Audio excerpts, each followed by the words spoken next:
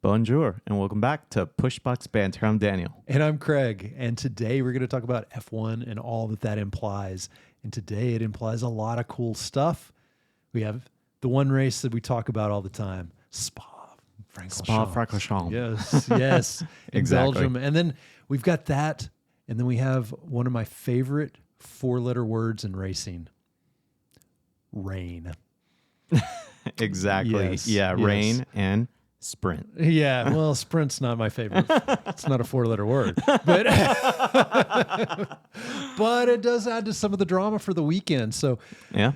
yes. So somehow, full disclosure here, somehow this weekend I forgot that it was going to be a sprint weekend. I'm just thinking that it's going to be quali. So I turn on Saturday, and then I realize that got a little bit of extra racing to watch, which is cool. Yeah. So, yeah.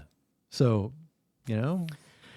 Well, yeah, I mean, a little uneventful, I think, on the sprint qualifying, even on the sprint race. There were a lot of non-event stuff. There's like non-events. Yeah, just a race. It's weird because it's like, okay, we got the sprint race, we got the qualification, we got rain, we got a race. Like all of these factors, we've got upgrades with Ferrari, That's right. We've got Papaya domination, we've got Red Bull, We got Mekis. Mekis in his Yes. first, we Yeah. got GP, he's not there. How's I wonder Verstappen? why. All sorts of stuff and question. Yeah, I wonder Yeah. why is he? Because it's personal reasons. So is he personally tied with Exactly. Christian? All sorts of questions, right? All sorts of stuff coming into the race, and then That's we right. got the race and the weekend and things that could have been. I mean, Things that could have been. Yeah. Exactly. so it we just- got all it- sorts of good stuff to talk about.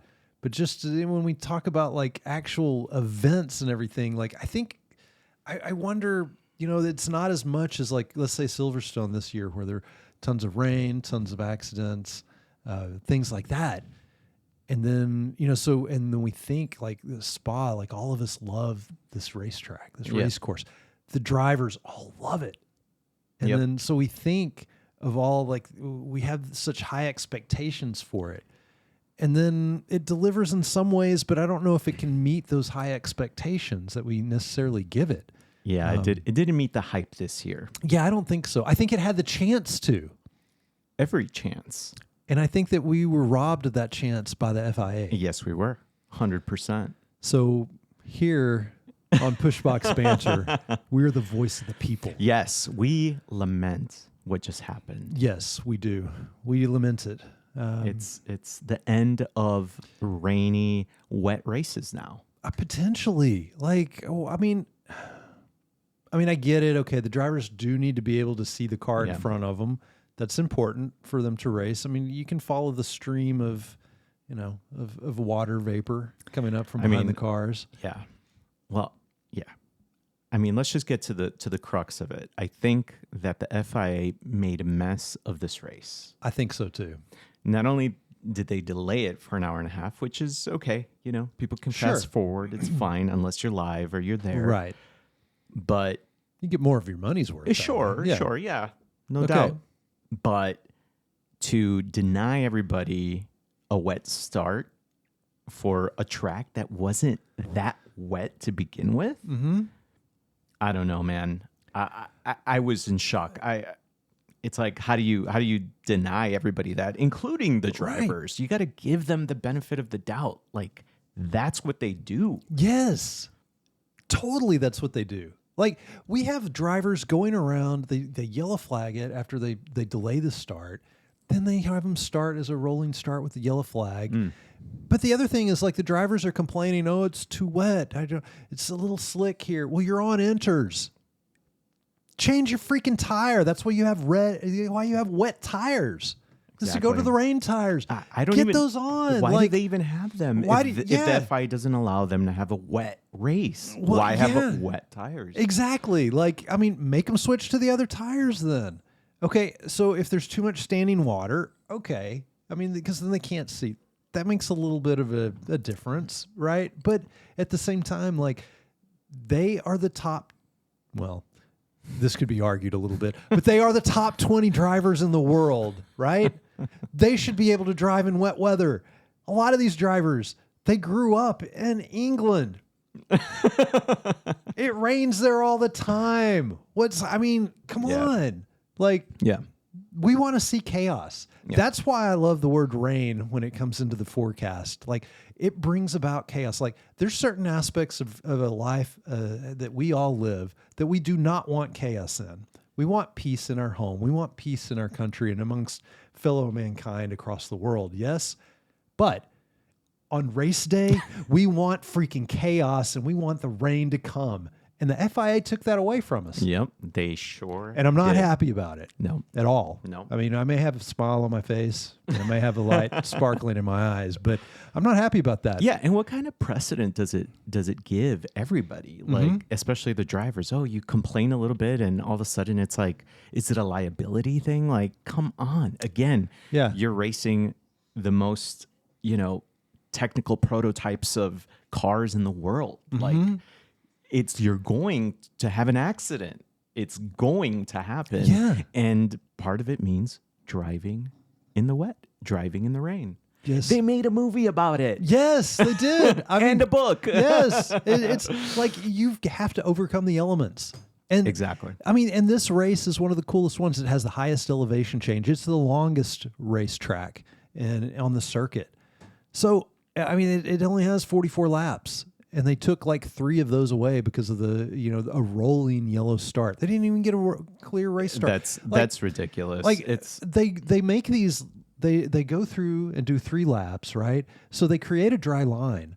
So why on earth didn't they have people doing that over the race, like the starting grid? They could have had cars driving over that or have like air flowing over that. I mean, that's what they need to dry something out. You need some good airflow. Put some fans out there. It's freaking F1. They have the money to do this. Have a contingency plan to where they can dry off the starting grid so they can start this way. Yeah, I mean, I think it's fine, even if it's wet. I mean, that's part of the deal. That's part of qualifying, right? If the grid spot for, P1 isn't on the line, then maybe it should be. And if the others aren't in a dry line, then that's why you should qualify first. Yes. Yeah, put the fans up at the front. And it's not always a benefit. Some places it's okay to be second. It's a benefit, and that's what happens when there's elements at play, like the rain.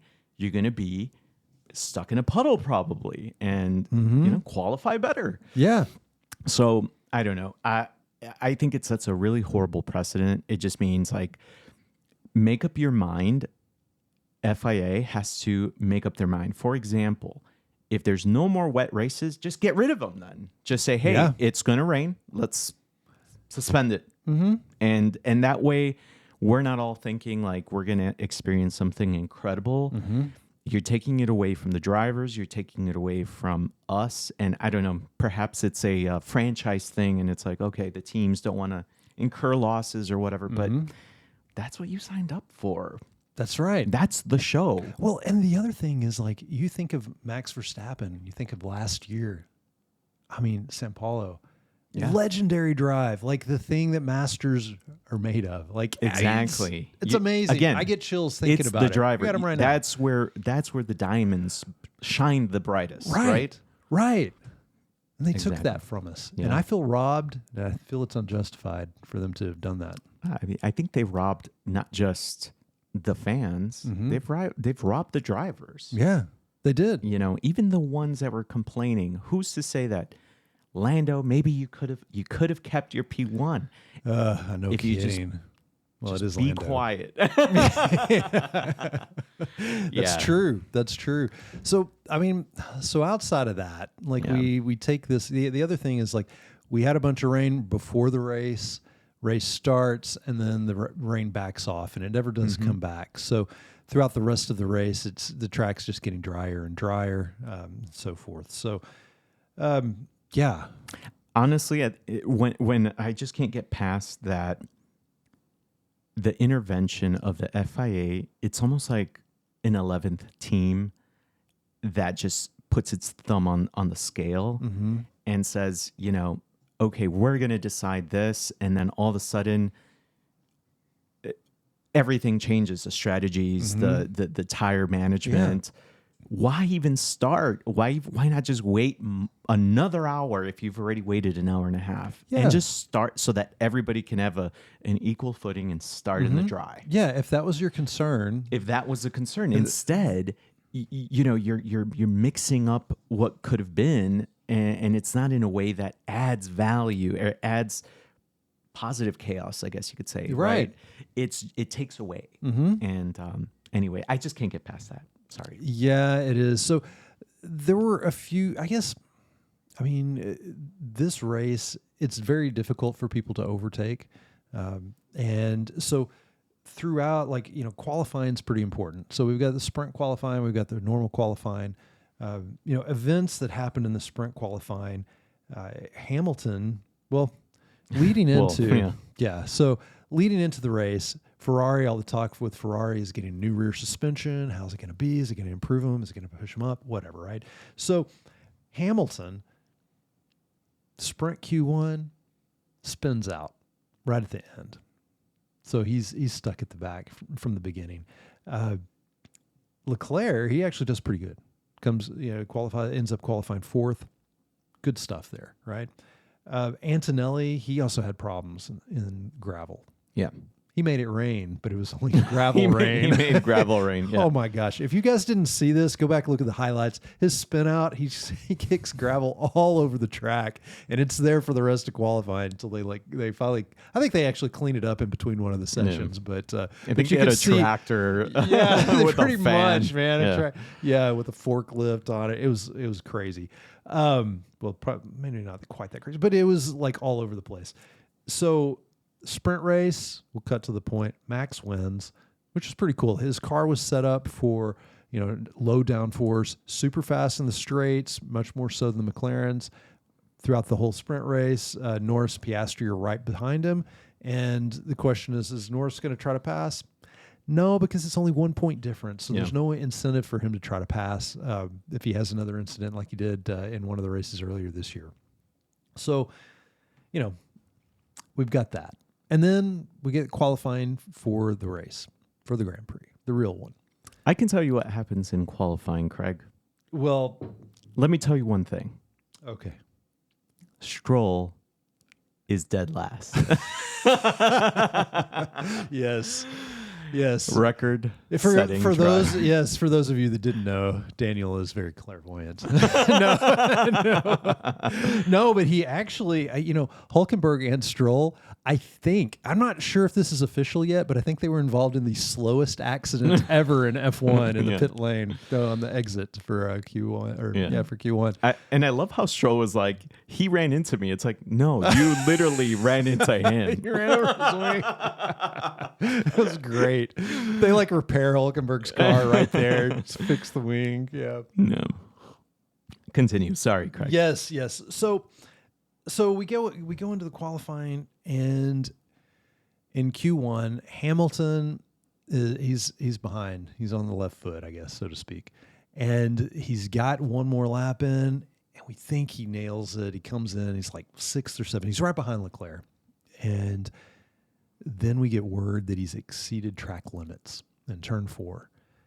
And my heart sinks at that point because I was all excited and pumped. Like, they've been working all year long really hard to improve the car. And I'm like, okay, there's all this hype behind their rear suspension and how much better it's going to make their vehicle. And I'm hoping that it really makes them more competitive with the McLarens and Red Bulls. And then we see that. Yeah. I'm just like, oh man, because the evidence was there right in front of us that it is better. Yeah. It's gotten better. And then he's going to start at the back, and it's a race that if there's not a lot of chaos from rain or whatever, that he's going to stay at the back the whole time. And then we hear, and then Leclerc, he does well. He gets, and somewhere in Q2, he doesn't have a good first run. It's all right. And they're saying, well, it's not a Lance Stroll run, but yeah. So, he ends up doing pretty well. So we end up getting, Norris coming in first, Piastri, Verstappen, and then Leclerc top 4. Yep. Hamilton ends up starting from pit lane, but he does great. Like, he has some great stuff. Yeah.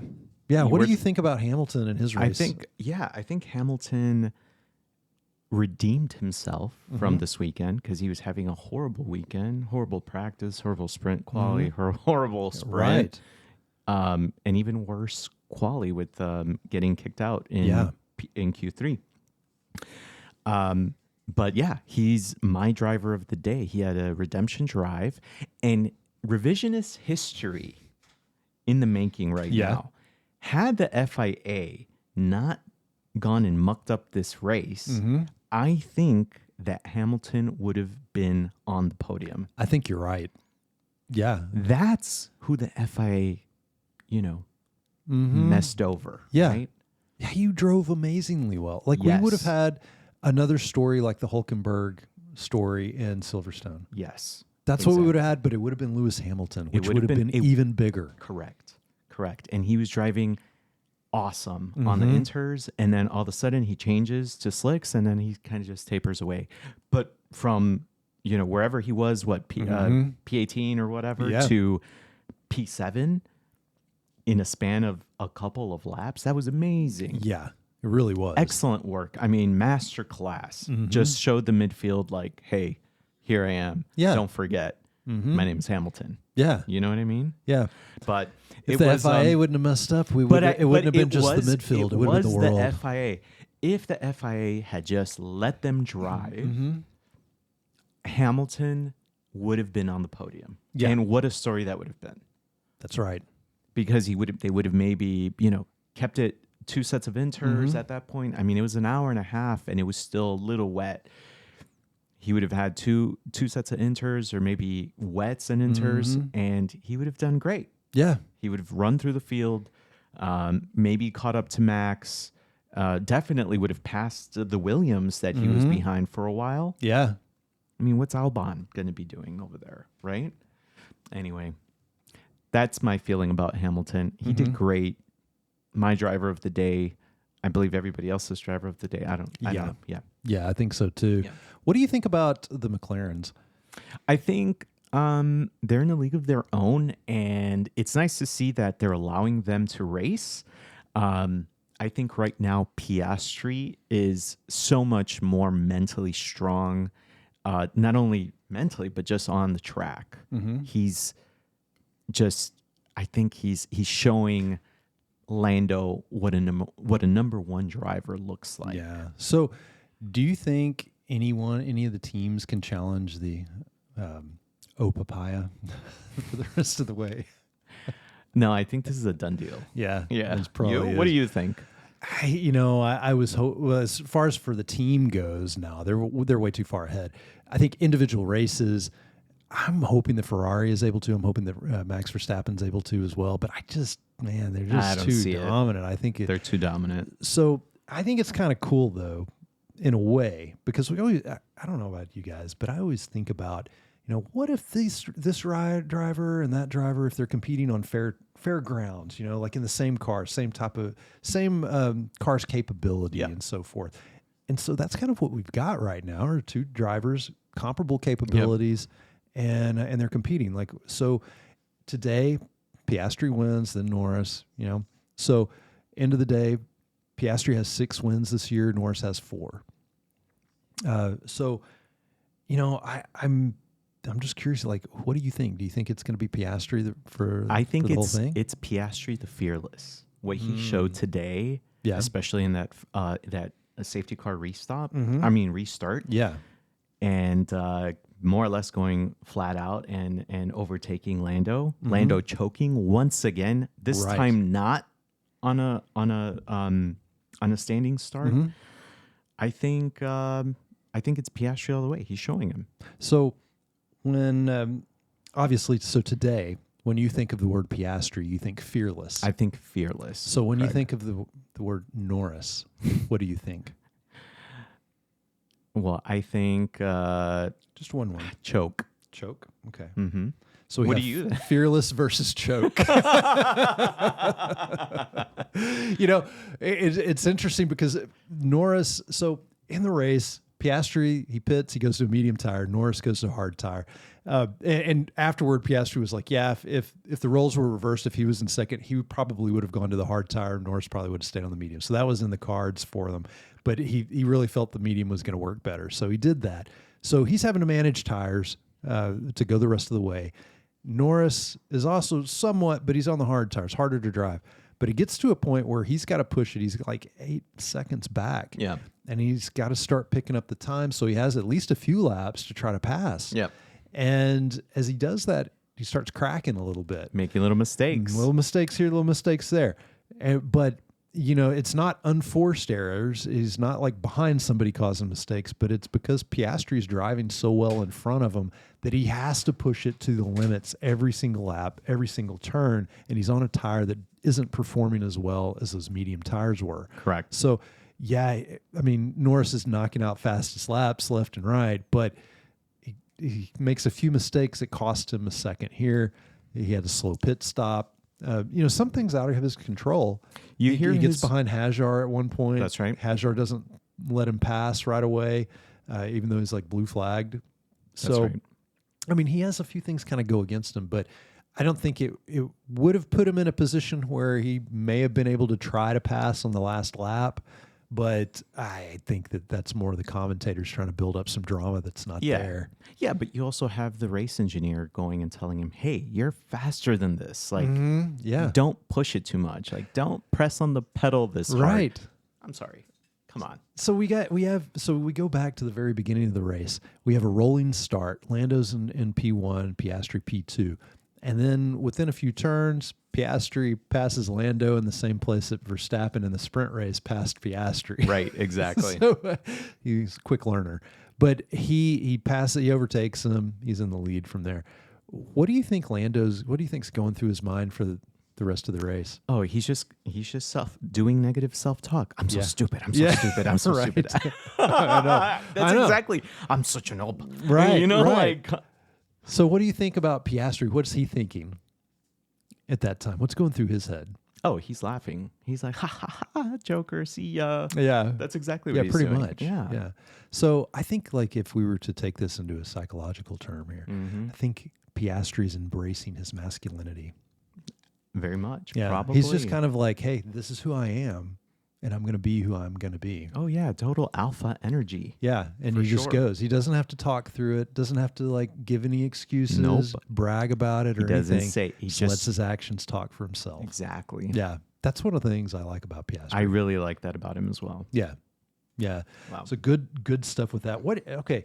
So here's some other fun with words games that we're going to play for a second here. Oh, boy. All right. Yes. So, okay. So for this race, when I say, what do you think of when I say Red Bull? What are some adjectives? When I think Red Bull, I just think Max Verstappen. Yeah. But when I think Max Verstappen, I think angry. Oh, do you think he's driving angry or just angry at, what do you think? Well, you didn't hear from him today. Mm-hmm. So, he's just boiling. Yeah. That's my opinion. I don't know. Yeah, probably so. That's a good point. Yeah. When I think of Red Bull, I think of Minkies. I think of Yuki. And I think, here's my question. But what does that mean? Well, I know. Here's my question about that is like, okay, does Minkies and Yuki equal an actual true number 2 for Red Bull? Like, is it going to make Yuki a true number 2 driver? I mean, he showed a little bit of, he was in Q3 today. Yeah. I did pretty well till they made him do some weird pit stop timing. And that's true. I don't know. It's too early to tell. Yeah. It's too early to tell. And let me tell you something, Craig. Mekis does not have a say. Yes. He's a tool right now. Yeah, that's true. He doesn't have any authority in that team. You think? No authority at all? I mean, of course he does, but like he's a yes man right now. I mean, what other options do you have? Like, look at what just happened. Like, he is just kind of going with the flow. So let's talk about Mekis. What was his grade? Would you grade him? Is there is there something you can attribute to him in this last week, aside from maybe Yuki? Well, I mean, he does have a sprint win under his belt now. Without He is- GP wasn't there.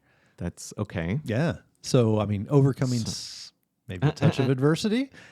But he does have a First sprint race win. back, and then you have a win. Okay, That's all not right. bad. It's not bad. All right. I mean, it's not the GP, but not the Grand Prix. Yeah. Yeah. Okay. So, I mean, All he's right, got a little bit so, under his belt. yeah. Yuki does make Q3. I think that's Okay. his second time this year. Maybe All I right. might be off on that, but I think that's the second time in Q3. All right. So some positives. Some some But what positives about there. but what does that mean for Verstappen? I mean, okay, so he wins one, but then he qualifies fourth and then ends fourth, I think. Yeah, pretty much. I mean, they changed the settings on the car, so Right, it had which- more downforce. Right. It didn't rain, so they thought it was going to rain more, which it Right. would have if the FIA had let them start from the Yeah, finish. right, So they would right. have been set up correct. I don't know. Yeah. Yeah, so it's a little hard to say. Yeah. I like him though. I like him too. I think he's fun. okay. I'm glad he gets more camera time. He does get more camera time, but he's not Christian Horner. Well, that's true. And I know But maybe is a lot of people anyone- don't like Christian Horner. That's fine, but like he is a character. Mhm. He is a personality, and It's a different personality. way different. Yeah. Way different.